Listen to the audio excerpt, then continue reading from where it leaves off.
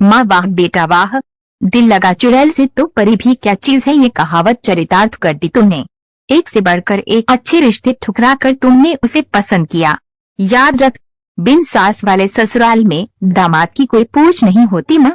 इसका दूसरा पक्ष भी देखो, बिन माँ की बच्ची है, तुम माँ बन जाना और वह बेटी बन जाएगी। मुझे ना पढ़ाओ ये प्रेम का पाठ, तुम्हारी पसंद है तो तुम ही संभालना, उन्होंने कहा।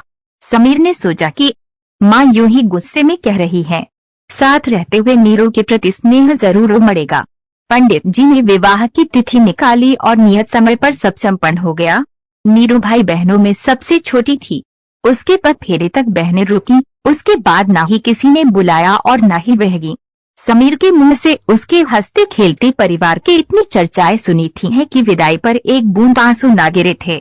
उसने हमेशा से ऐसे ही खुशहाल परिवार के सपने देखे थे।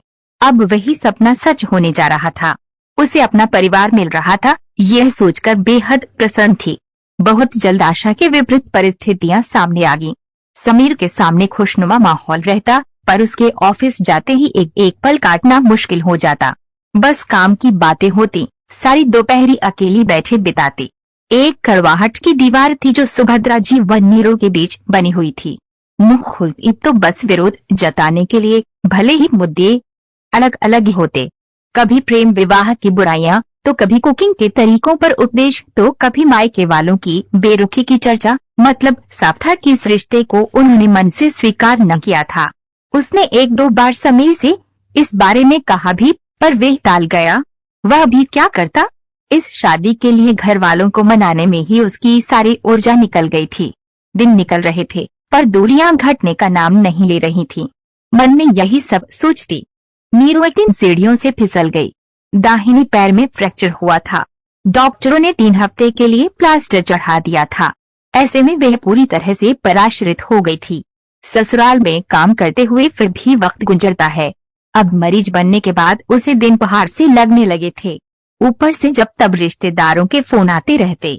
सासू माँ के मायके वाले भी उतपटांग सलाह दिया करते। आज भी उनका मायका आबाद था। उनकी ओर से हर तीज त्योहार में बुलावा आ जाता। एक दिन सुभद्रा जी की माँ ने ये तक कह दिया कि नीरू को मायके भेज दो। अब क्या बुढ़ापे में बहू की सेवा करोगी, उनके लिए बड़ी दुविधा की घड़ी थी।